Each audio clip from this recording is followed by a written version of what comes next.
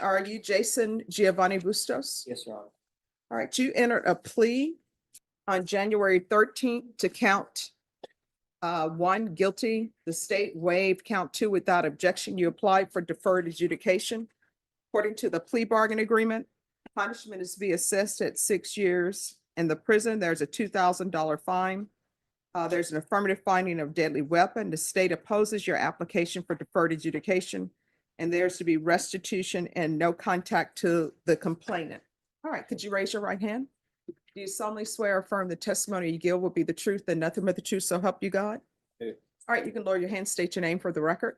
Jason Giovanni Bustos. All right, defense. Jason, you admitted when you were here, you admitted to probation that you shot your gun at this other person, correct? Yes. And this had to do with on a road, you and another vehicle were playing jockey back and forth, correct? Yes. And I want to make sure that the other vehicle was a F-150 Ford pickup, Yes. and you had a 95 Ford Ranger, correct? Yes. 4-speed. Yes. And you felt threatened by, is that what you felt threatened by the actions of your driver? Yes. You know now, when you carry guns, things like this can happen. You can overreact. You understand that that's not very smart. Right? Yes. That's not a smart thing. You overreacted. Yes. Have you learned a lesson? I did. You think that you could be successful on probation? Yes. A lot of reporting, drug testing, fines to pay, community service, maybe some gun safety classes. Think you can be successful in that? Yes. You have a drug problem? I do not. Pass a witness. All right, any questions? Mr. Bustos, so you stated that you felt threatened by the other drivers, is that correct? Yes. But the encounter that you had with him, it wasn't a short encounter, right? It went on for several miles, correct? Yes. And so at any time during that period where you guys are going back and forth with each other, did you ever think to call 911 and to report that you were going to threaten the behavior of this other individual? I did not have a phone at the time. Okay. Present. And so, I mean, there were multiple streets where you could turn off or just went into business and park. Did you do any of that? No, there was heavy traffic during the whole entire incident. Okay. My first thought would be going towards the HEV that was right across from the highway, and I couldn't make it across due to just traffic flowing through. Okay. And so there was heavy traffic in the area of your testimony. So the way that you need to reconcile this is to fire a firearm twice. That was your reaction. Right? That was after when I got away from the heavy traffic. Okay. So why didn't you choose to get away from the other vehicle if you felt threatened by that? I did try to get away from the vehicle. But then you still followed them and shot. I didn't follow them. You did not follow them? No, I was being followed the whole entire time. Okay. But in the stipulated evidence, it says that the other Ford was taking the turnaround, right, when you fired into the vehicle, correct? No. So, okay, tell me about that. When I took the turnaround, there was an HEV. The entrance to that HEV was very close to the turnaround. So instead of proceeding, I decided to go straight. When I went straight to the first light, I decided to go on a right-hand turn lane, and I noticed that the truck was still following me. Once I noticed that, and I checked my rearview mirror, he was already trying to try to jump over the curb to get to where I was headed towards, and I was trying to avoid just confrontation from him. So instead, I proceeded to go straight. When I got off the right hand turn lane, I went straight. When the light turned green, to the other light, and I didn't even make it halfway until I almost got into an accident just from trying to drive away. My truck stalled, and that's when I noticed the driver was still proceeding and started tailgating, driving recklessly, maneuvering through cars, through the traffic that I left behind. So from there, he caught up to me, and that's when I got scared and overreacted. Okay. And so I want you to help me understand this, because in your interview that you gave with Detective Grant, it says that he stated that during some of the swerving that you catched up to the other Ford, and that's when the truck slowed down and tried to cut you off. And then That was in the highway. that's when you exited and took a turnaround, and then that's when you shot into the other truck. So on the highway, if you had an opportunity to catch up to him, why didn't you just go somewhere else? Did you think that your response was reasonable to shoot into his vehicle? No, it wasn't. Let me follow up. I'm well familiar with the location. I live out there. When you exited, exited at the Leon Springs exit, Yes, Bernie Stage Road.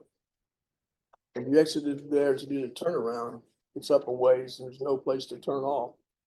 It's a service road. It's Yeah. very heavily trafficked. And you make the turnaround, there's an HEB on the right-hand side, but there's like 3 lanes there when you do the turnaround. There were 2 or 3 lanes to be able to pull into HEB. Yeah. Correct. There's too much traffic.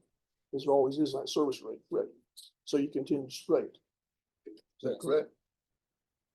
And your truck is a Ford Ranger or 4-cylinder? yes. When they're talking about catching up with the individual she brought up, did you accelerate to try to catch up? When I accelerated. What did you mean by trying to catch up? Or catching up with them? What happened was, as we were driving forward On 10? on 10, he left it alone, I left it alone. I didn't do anything about it. There's no reason for me to catch up. I can't even catch up. No, yeah, I understand. Not against with the truck that has 8 cylinders against a Ford 4-cylinder truck. Anyway, I noticed from about a quarter mile, he's already tailgating another vehicle, but then again he starts to pull back dramatically. Okay. What do you mean by you caught up with him? What do you mean? I mean that Were you trying to catch up with him? I or wasn't just trying to. The catch flow up of with him. traffic, you ended up getting ahead of it. Yeah, That's all I have. Thank you. Any other questions? All right, so Judge, this I may is, just say this one thing, yes, if I may. well, just one second, because I want something cleared up for me. In the report, I'm reading the synopsis, and this is what the synopsis says in the stipulations. It says that the complainant was in his personally owned vehicle. The suspect was in his vehicle, and the suspect began to brake check him on the interstate. I understand brake checking people because sometimes people are riding your bumper. I understand that. I think it's crazy to do that, but I understand why people brake check, say, hey, quit riding my bumper. So that's not the problem for the court, that you were brake checking him. It says that the complainant decided to pass you and continue on his way. So what the synopsis so far is saying is that you were brake checking him, I guess, because he was riding his bumper. And then the complainant decides, you know what, I'm just going to pass this guy.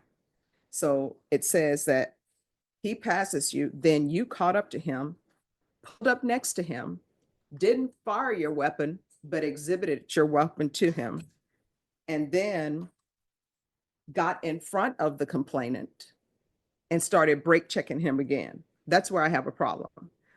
I can understand you're driving. Maybe the speed limit is 60. Sometimes people will be in what's called the fast lane on the freeway, and they're going below the speed limit, which is a no-no. But let's say the speed limit is 60, you're going 50 or 55, who cares? You're going less than whatever. Or maybe this person is speeding behind you. So they're behind you, they're riding your bumper. which people do, which they shouldn't do, because that doesn't give you time to stop if you need to stop immediately. So this person says, you start brake checking them. So I'm sure tempers are high. His temper is high. I know the complainant was probably upset, probably said a few choice words. And then the complainant gets from behind you because you're brake checking him and speeds past you. Maybe he gestured towards you or whatever, but he doesn't pull a weapon. So he speeds past you. That should have been the end of it. Maybe you get on the phone. You say you didn't have your phone, but maybe you memorize his license plate and call the police and say this person is recklessly driving. But he says what happens is you don't do that. After you brake check him and he decides to pass you, you then catch up to him and exhibit your weapon. That's a no-no right there. And then it says, then the complainant, instead of him just calling the police after you pulled your weapon at him, he pulls out his phone to start videotaping you. And then what he does, after you pulled out your gun and exhibited at him, he starts filming you on his phone. And then he starts chasing after you in his vehicle to film you. And it says he continues to follow you. And then they both took the turnaround at Bernie Stage Road and went on the access road. And it says that the complainant then continued to record you. And then you both got off at the 20,000 block of Interstate Highway 10. And then you came to abrupt stop as the complainant passed you on the left. And then when he passed you on the left, it says you started firing with your automatic handgun. And it says that the complainant was still filming on his cell phone when this occurred. So is somebody saying those are not the facts? Because that's what I'm reading. The last part, Your Honor, from what I can remember, is he did not pass me up. He just stopped after I stopped. Mhm. I stopped just to make sure he can continue going. So did you brandish your weapon more than once? Did you brandish your weapon at him first and then brandished it later throughout this incident and then shoot it? I brandished it once, And when you brandished it, you fired it. only on the second time. Okay, so then you brandished it more than one time. What the synopsis is saying, and don't feel that you have to agree with me. I'm just saying what's in the synopsis. What the synopsis is saying is you brake checked him. And then after you brake checked him, he went around you and passed you. You brandished a weapon. You didn't fire it. He gets upset that you're brandishing a weapon. So then he starts following you and filming you. And then you all meet up and you fire bullets into his vehicle. So is that not true? Is that not what happened? Yes, Your Honor, that is what happened. All right. If it's not what happened, just tell me. I'm here trying to figure out what the appropriate sentence is. But I do have a problem if you're brandishing a weapon at somebody, right? And then later you brandished it again. There's a gap in time for tempers to cool. And then you brandished it again and you fire into a vehicle. Did you know how many people were in that vehicle? What if there were children in that vehicle? In their in their car seats, because you really can't see when babies are in car seats. People could have been killed. And then if you would have been a good shot and you would have killed him, maybe he would have crashed in other vehicles and somebody else would be dead. So you wanted to say something, Counselor? Is there any other questions for him? No, just something, an argument. Sure. Two things. One is 95 Ford Ranger. My wife, although she drives a new car, has a 96 Ford Ranger, Mhm. 6-cylinder. She uses for hauling plants, shrubbery, Mhm. rocks, dirt. Mhm. Ford Ranger does not have a lot of pickup. Well, it has a limited speed it will go. Mhm.